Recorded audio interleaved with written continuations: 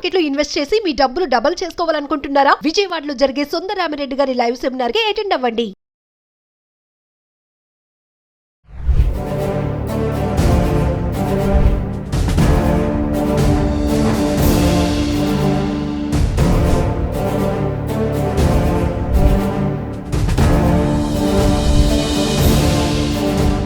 Hello viewers, welcome back to our channel. ప్రస్తుతం మనతో పాటు ఉన్నారు centre for human security studies founder and executive director Kanneganti Ramesh Babu గారు. సార్తో మాట్లాడదాం. నమస్తే అండి. నమస్తే మేడం. నవీన్ గారు బాగున్నారండి? ఫైన్ అండి, మీరు ఎలా ఉన్నారు? థ్యాంక్ యూ వెరీ మచ్ అండి. ముఖ్యంగా 1 ఫిబ్రవరి రాగానే భారతదేశం మొత్తం ఎదురు చూసేది బడ్జెట్. అంటే ఒక సంవత్సరానికి సంబంధించిన ఆదాయ వ్యయాలు దేశం మొత్తం మీద కీలకమైన రంగాల్లో ఎవరికి ఎంత మంచి, ఎవరికి ఎంత ఇబ్బందికరంగా ఉంది, అసలు ఎలా ఖర్చు పెట్టుకోవాలి, దేశ దశ నిర్ణయించే ఒక వ్యయము, ఆదాయము పట్టికే బడ్జెట్. Absolutely sir. మరి ఈ రోజు నిర్మలా సీతారామన్ గారు బడ్జెట్ని అయితే రిలీజ్ చేసేసారు. మరి ఈ బడ్జెట్ సామాన్యుల పైన ఎలాంటి ఎఫెక్ట్ చూపిస్తుంది? మనం ఈ వీడియో చేయడానికి కారణం కూడా ఏంటంటే, ఈ బడ్జెట్ ఓవరాల్గా మనము అండర్స్టాండ్ చేసుకుని రిలీజ్ చేసినప్పటి నుంచి అయ్యేంత వరకు అబ్జర్వ్ చేసింది ఏంటంటే, ఈ బడ్జెట్ వచ్చేసి మిడిల్ క్లాస్ వాళ్ళకి, దిగువ మధ్యతరగతి వాళ్ళకి అందుబాటులో ఉన్నట్టే అనిపిస్తుంది. ఒక్కసారి వాళ్ళకి మనం అర్థం చేసే విధంగా ఏ రంగాలు మరి ఏవి తగ్గాయి, ఏవేవి పెరిగాయి అంటే ఒకసారి మీ అనాలైసిస్లో. సుమన్ టీవీ ద్వారా మన 2 తెలుగు రాష్ట్రాల్లో ఉన్న తెలుగు ప్రజలందరికీ అర్థమయ్యేటట్టు చాలా సులువైన భాషలో, మన మాతృభాషలో బడ్జెట్ని మీ ముందల నేను నవీనా గారు కలిసి ఆవిష్కరించబోతున్నాం. నెంబర్ 1, 2025 ఫిబ్రవరి 1వ తారీఖు వాళ్ళ మన తెలుగింటి అమ్మాయి, తెలుగింటి కోడలు, కేంద్ర ఆర్థిక మంత్రి నిర్మలా సీతారామన్ గారు మా ఢిల్లీ జవహర్లాల్ నెహ్రూ విశ్వవిద్యాలయంలో జేఎన్యూ ఢిల్లీలో మా సీనియర్ గారు, ఈ దేశ విదేశాంగ మంత్రి డాక్టర్ ఎస్ జయశంకర్ గారు కూడా మా senior Delhi Jawaharlal Nehru university school of international studies నుంచి. ఇన్ఫ్యాక్ట్ మన ఆర్థిక మంత్రి నిర్మలా సీతారామన్ గారి భర్త డాక్టర్ పరకాల ప్రభాకర్ గారు కూడా మా జేఎన్యూ స్టూడెంటు.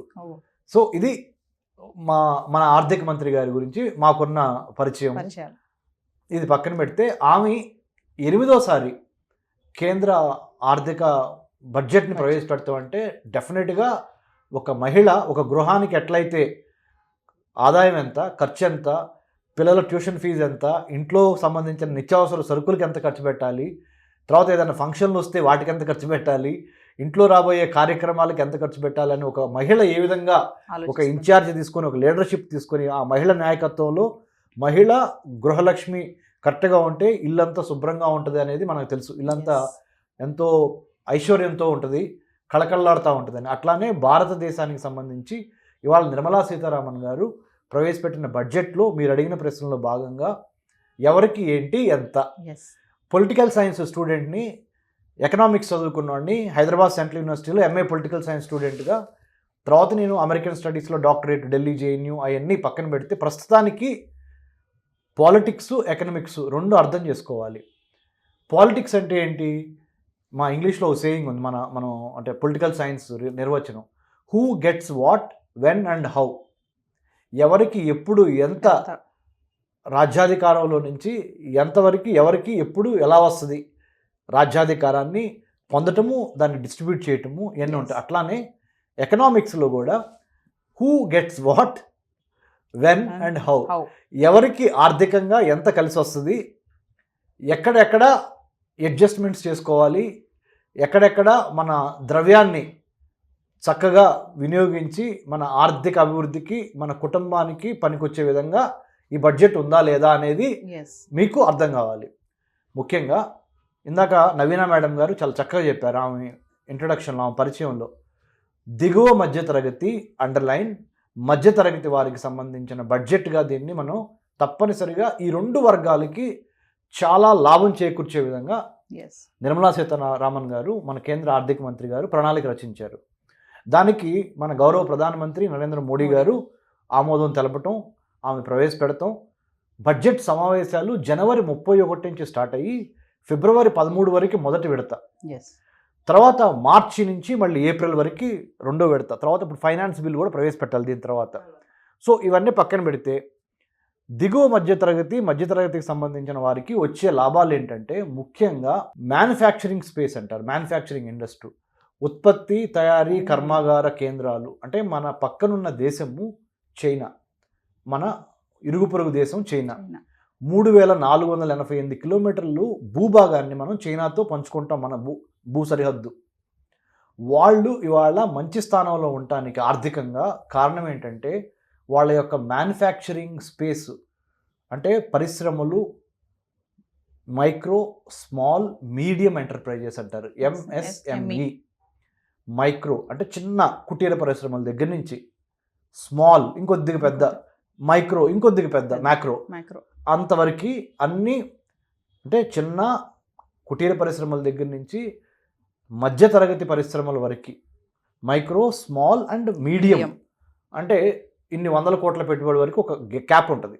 అంటే ఒక 10 లక్షల దగ్గర నుంచి లేదా ఒక 5 లక్షల దగ్గర నుంచి కుటీర పరిశ్రమ 200 కోట్లు, 300 కోట్లు, 500 కోట్లు లేదా ఒక 1000 కోట్ల వరకు మధ్య జరిగే ఏ చిన్న పరిశ్రమకు సంబంధించిన అయినా మానవుడి జీవితంలో ఉపయోగపడే ప్రతి నిత్యావసర వస్తువు మీద దాని యొక్క ప్రభావం ఉంటుంది. చిన్న ఉదాహరణ చెబుతాను మేడం.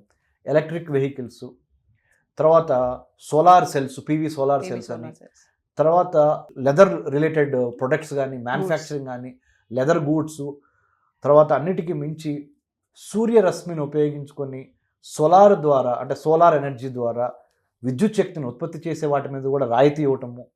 అంటే చిన్న కుటీర పరిశ్రమల దగ్గర నుంచి మైక్రో ఇండస్ట్రీస్ వరకు ఆంటర్ప్రినరల్గా, అంటే ఔత్సాహిక పారిశ్రామికవేత్తలకి ఊతం, అంటే సపోర్ట్గా మీరు ఏం చేసినా కానీ ఒక 5 లక్షల వరకు మీకు క్రెడిట్ కార్డ్ ఇవ్వటము వాడుకోవడానికి, అట్లాంటి ఒక 10 లక్షల క్రెడిట్ కార్డ్స్ ఇవ్వటము.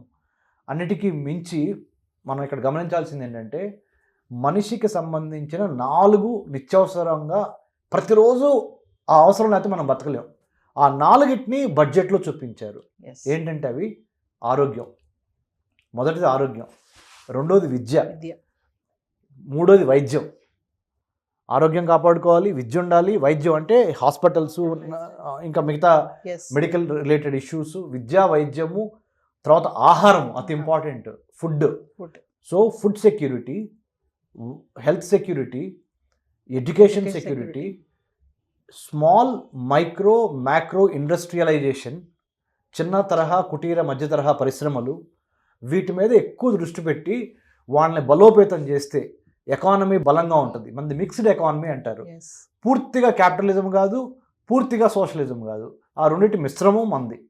కాబట్టి మన మిక్స్డ్ ఎకానమీలో మనల్ని మనం ఏ విధంగా కాపాడుకోవాలి. ఆల్రెడీ కరోనా దెబ్బకు తగిలింది. కరోనా ద్వారా విపరీతమైన ధరలు పెరిగిపోయినాయి. ఉల్లిపాయ దగ్గర నుంచి, ఉప్పు దగ్గర నుంచి, పప్పు దగ్గర నుంచి, మంచినూనె దగ్గర నుంచి ప్రతిదీ కొరలేనంత స్థాయికి వెళ్ళిపోయింది. వాటిని కంట్రోల్ చేయటం ఎట్లా, ఇది ఒకటి పెట్టారు. ఇంకొకటి అన్నిటికన్నా ఇంపార్టెంట్, చాలా మనం గమనించాల్సింది ఏంటంటే మీకు 12 లక్షల కన్నా తక్కువ ఆదాయం ఉంటే మీరు ఇన్కమ్ ట్యాక్స్ ఆదాయ పన్ను కట్టక్కర్లేదు. అది పెద్ద రిలీఫ్ కదా. అది చాలా పెద్ద రిలీఫ్ మధ్యతరగతి వాళ్ళకి కానీ, దిగువ మధ్యతరగతి వాళ్ళకి కానీ, ఎవరికైనా. ఇప్పుడు ఏంటంటే ఈ రిలీఫ్తో వాళ్ళు, అంటే గవర్నమెంట్ కూడా తెలివైందే. నిర్మలా సీతారామన్ గారు ఎందుకు ఇచ్చారు, లాజిక్ ఏంటి అంటే, జనరల్గా ఒకటి ఉంటుంది మనకి, గవర్నమెంట్ ఈ చేత్తో ఇచ్చి ఈ చేత్తో తీసుకుంటుందని. ఇక్కడ ఫ్రీగా ఇవ్వరు, ఏవి ఫ్రీగా ఇవ్వరు.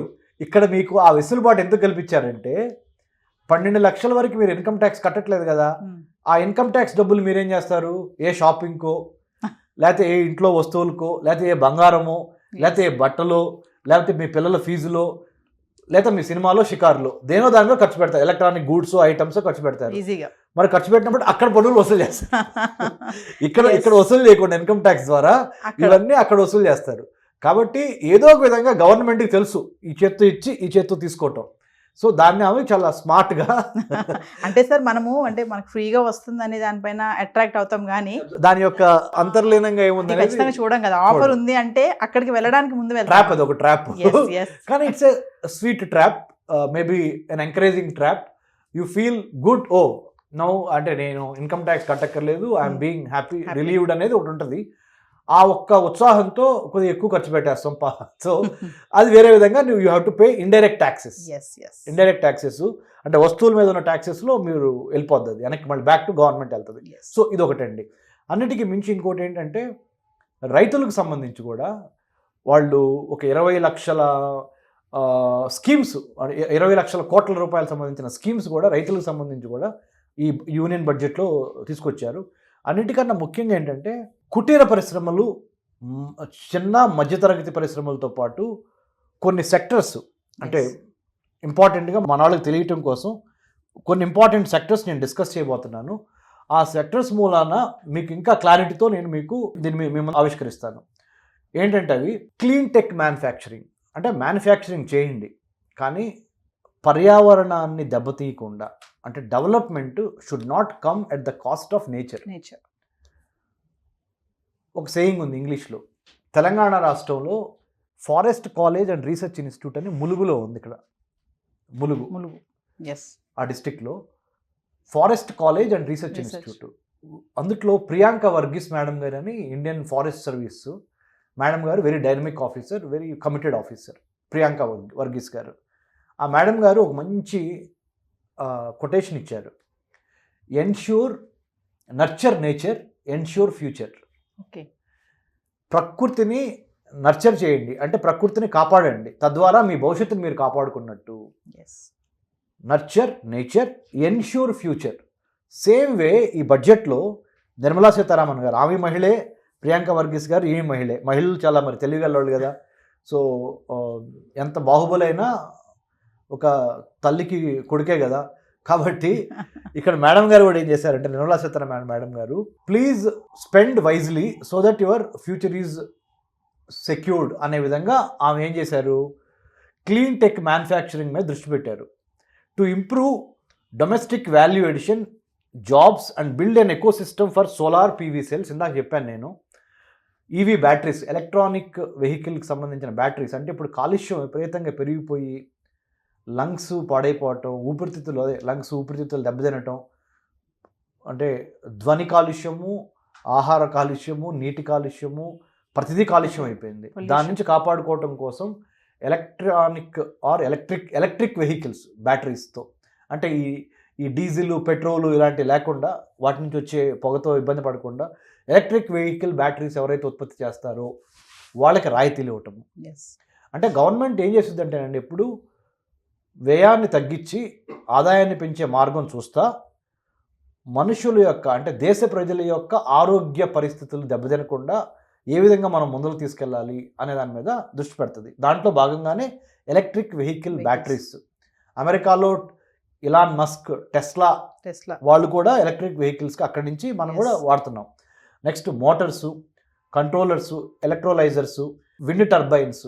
అంటే విద్యుత్ శక్తిని ఉత్పత్తి చేయడానికి హైడ్రో ఎలక్ట్రిసిటీ ఉంటుంది, సోలార్ ఎలక్ట్రిసిటీ ఉంటుంది, విండ్ ఎలక్ట్రిసిటీ ఉంటుంది, న్యూక్లియర్ ఎలక్ట్రిసిటీ ఉంటుంది, అన్నిటికి మించి కోల్ ఎలక్ట్రిసిటీ ఉంటుంది. కోలుని కాల్చి దాంట్లో నుంచి ఎలక్ట్రిసిటీ తీయటం అనేది పర్యావరణానికి దెబ్బ, మన ఆరోగ్యానికి దెబ్బ. కాబట్టి అలాంటి ఆపేసేసి విండ్ మిల్స్ ఎక్కువగా, అంటే గాలి ద్వారా న్యాచురల్గా విండ్ మిల్స్ ఎక్కువ చేసి ఆ విండ్ మిల్స్ వచ్చిన ఎనర్జీని, అంటే ఎనర్జీ అంటే పవర్ అంటే విద్యుత్ శక్తి, మనం కరెంట్ అంటాం.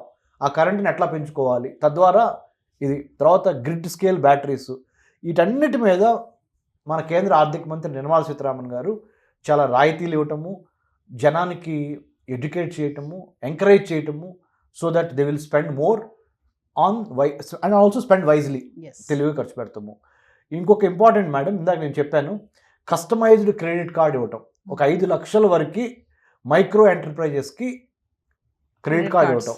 ఆ క్రెడిట్ కార్డులో మీరు ఏదైనా అవసరాలకి, జనరల్గా చిన్న మధ్యతరగతి కుటీర పరిశ్రమల వాళ్ళు ₹1,00,000 అవసరమైతే వడ్డీకి తీసుకురావటం, ₹2 వడ్డీ, ₹3 వడ్డీ, ₹5 వడ్డీ, ఆ వడ్డీలు కట్టలేక ఇబ్బంది పడటమో జరుగుద్ది. అందుకని ఆ బాధలు గమనించి ఒక 5 లక్షల వరకు చిన్న చితక అవసరాలు ఏమన్నా ఉంటే క్రెడిట్ కార్డు ద్వారా మీరు కొనుక్కొని వాడుకొని మళ్ళీ ఆ క్రెడిట్ కార్డుని భర్తీ చేయడం ద్వారా చేయొచ్చు. ఇది ఒక చాలా మంచి అధిక వడ్డీకి ప్రైవేట్ వాళ్ళ దగ్గరికి వెళ్ళి వాళ్ళ దగ్గర ఇబ్బంది పడే కన్నా ఇది ఒకటి చేయమని ఒకటి మంచిది. తర్వాత దానికి మీరు ఏం చేయాలంటే ఉద్యమ్ పోర్టల్లో రిజిస్టర్ చేసుకోవాలి ఎవరైతే కుటీర చిన్న తరహా మధ్య పరిశ్రమల వాళ్ళు. నెక్స్ట్ ఇంకా ఇంపార్టెంట్ ఏంటంటే she hopes the upcoming finance bill gets pass without any difficulties అని అన్నారు. అంటే అది ఫైనాన్స్ బిల్ గురించి మాట్లాడుతూ చెప్పింది, అది మీకు సంబంధం లేదు, అందుకని నేను చెప్పట్లేదు అది. ఇంకొకటి ఏంటంటే అస్సాం భారతదేశంలో ఉత్తర ఈశాన్యంలో ఒక ఇంపార్టెంట్ రాష్ట్రము అస్సాం రాష్ట్రం. ఆ అస్సాం రాష్ట్రంలో న్యూ యూరియా ప్లాంట్, అంటే వ్యవసాయానికి సంబంధించిన యూరియా ఉంటుంది కదా, అది లేకపోతే ఎక్కువ పంటలు పండట్లేదు కాబట్టి ఆ యూరియాని ఉత్పత్తి చేసే ప్లాంట్ నామరూప్ అని, అదొక ఊరి పేరు, ఒక జిల్లా పేరు అస్సాంలో. అక్కడ ఒక పెద్ద ప్లాంట్ ఈజ్ 12.7 లక్షల మెట్రిక్ టన్స్ ఉత్పత్తి చేయగలిగిన సామర్థ్యం ఉన్న ఒక యూరియా ప్లాంట్ని నామరూప్ అని అస్సాం రాష్ట్రంలో ఆమె ప్రవేశపెట్టడం జరిగింది.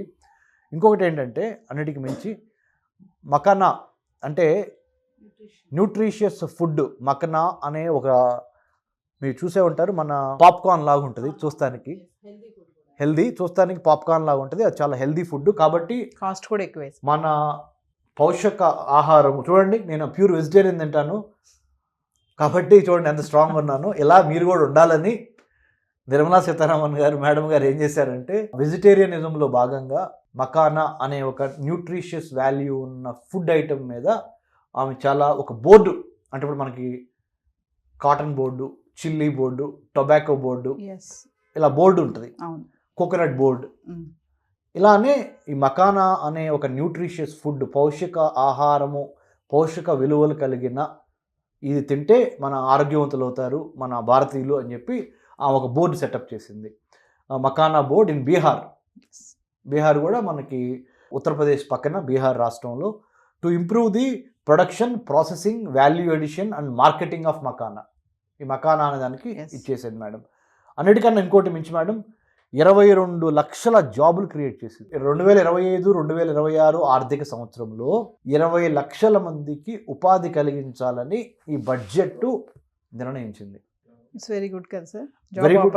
జాబ్ ఆపర్చునిటీస్ అంటే there is no free lunch అంటారు, అంటే ఎవ్వరు మనకి భోజనం పెట్టరు ఫ్రీగా. ఒక రోజు పెడతారు, 2 రోజులు పెడతారు, 3 రోజులు పెడతారు. మనం కూడా వేరే వాళ్ళని అడగటం కూడా తప్పు.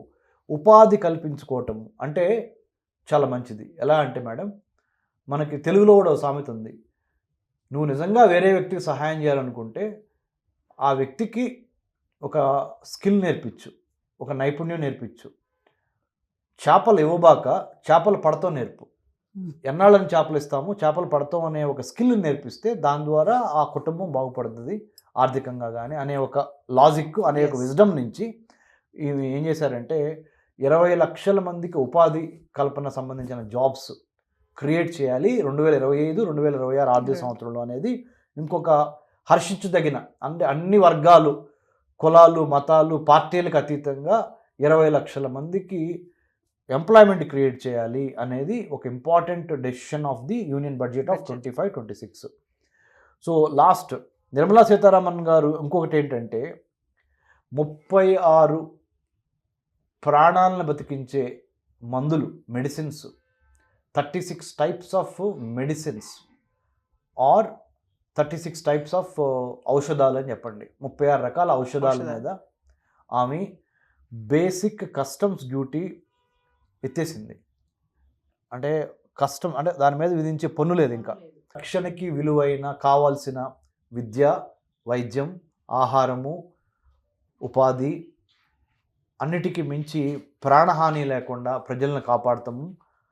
వీటి మీద చాలా ఆలోచించి దీర్ఘాలోచన చేసి ప్రజల యొక్క మాన ప్రాణాలు, ధనము కాపాడటానికి ఇవన్నీ పెట్టినట్టే కనిపిస్తుంది మేడం. నాకైతే ఐఎమ్ వెరీ హ్యాపీ. దిగువ మధ్యతరగతి భారతదేశంలో 140 కోట్ల పైగా జనాభా ఉంటే lower middle class and middle క్లాసే ఎక్కువ భాగం ఉంటారు, సింహ భాగం ఉంటారు. సో చాలా మందిని కవర్ చేశారు ఈ బడ్జెట్లో, చాలా వర్గాల్ని. సో ఇవన్నీ madam, these are the important highlights of the budget. ఇంకొకటి లాస్ట్ది ముద్రా లోన్స్ అని the centre announced the introduction of an incentive skill development programme for the youth. దేశంలో సగభాగమైన యువతకి వృత్తి విద్య నైపుణ్యాలు నేర్పించడానికి కంకణం కట్టుకున్నారు.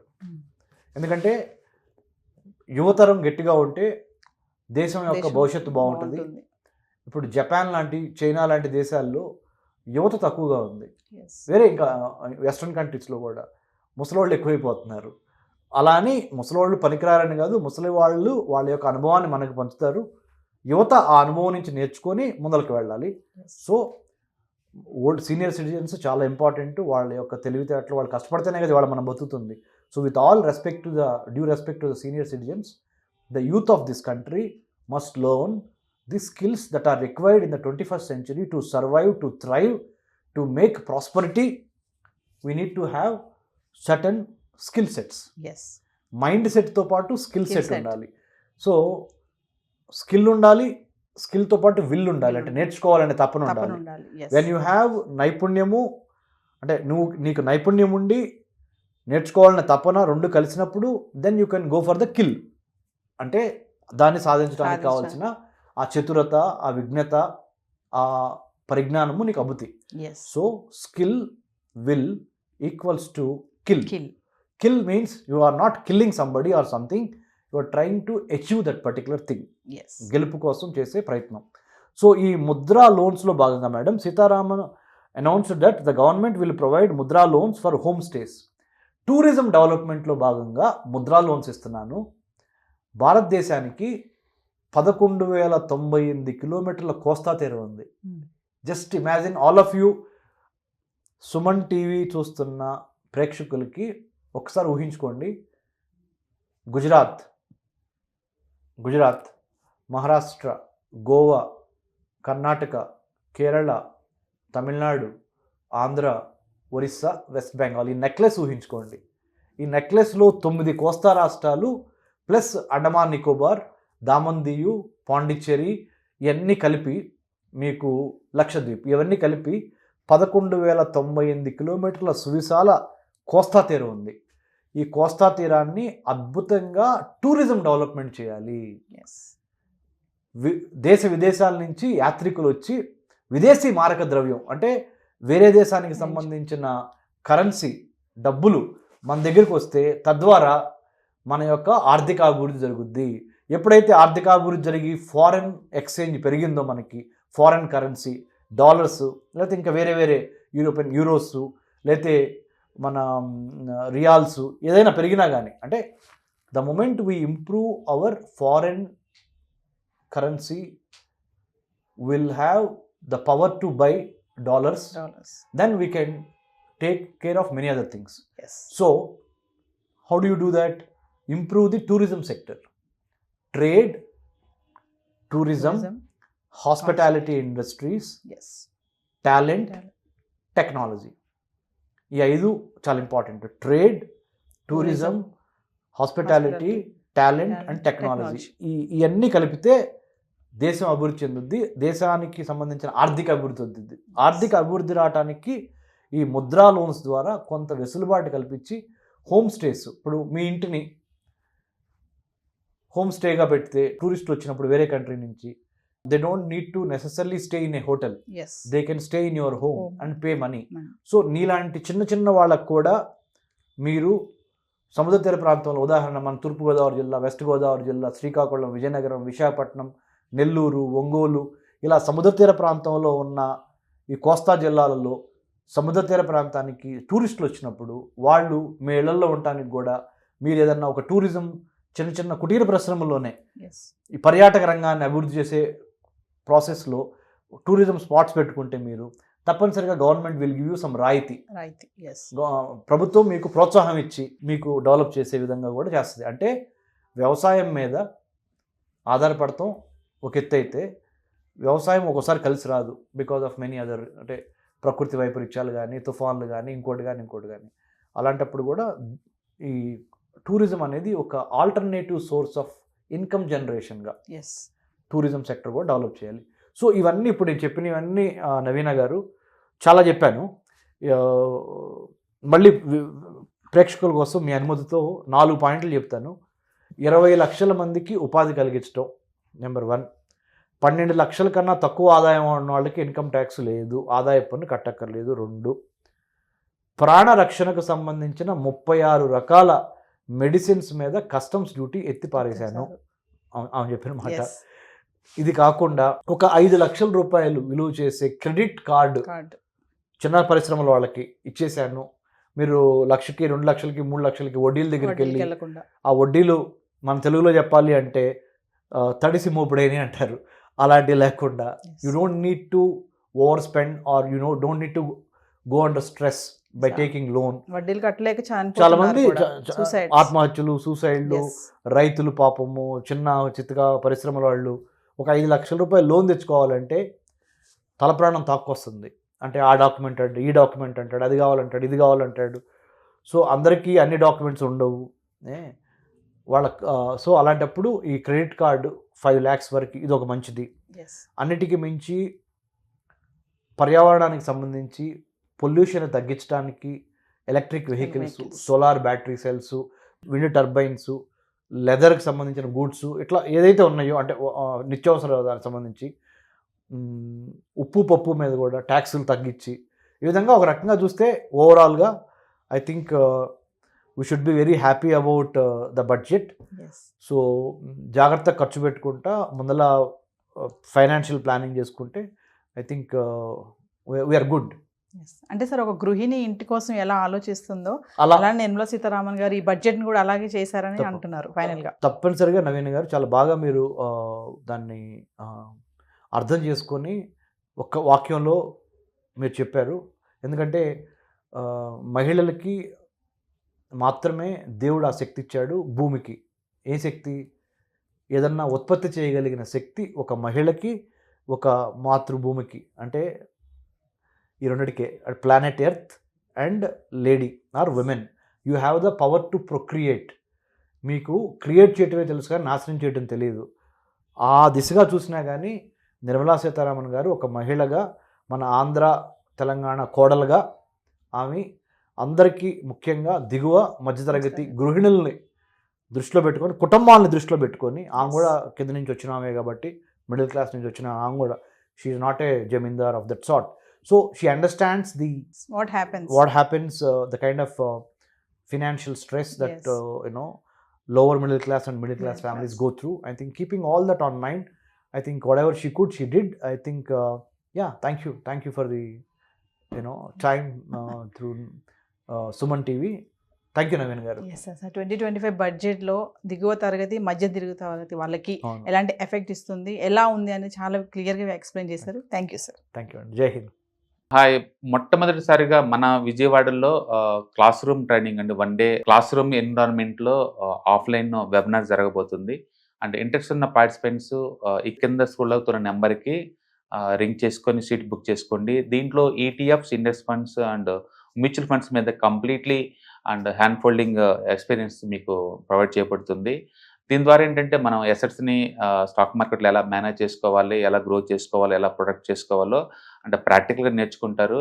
అండ్ మీ ఇప్పటి వరకు మనం ఆన్లైన్లోనే మీరు అటెండ్ అవుతున్నారు. ఇక నుంచి మీరు మన విజయవాడ సిటీలోనే అండ్ లైవ్లో క్లాస్ రూమ్ ఎన్విరాన్మెంట్లోనే నేర్చుకునే ఛాన్స్ దొరుకుతుంది. కాబట్టి ఇంట్రెస్ట్ ఉన్న పార్టిసిపెంట్స్ కింద స్క్రోల్ అవుతున్న నెంబర్కి పింగ్ చేసి సీటు రిజర్వ్ చేసుకోండి. Thank you.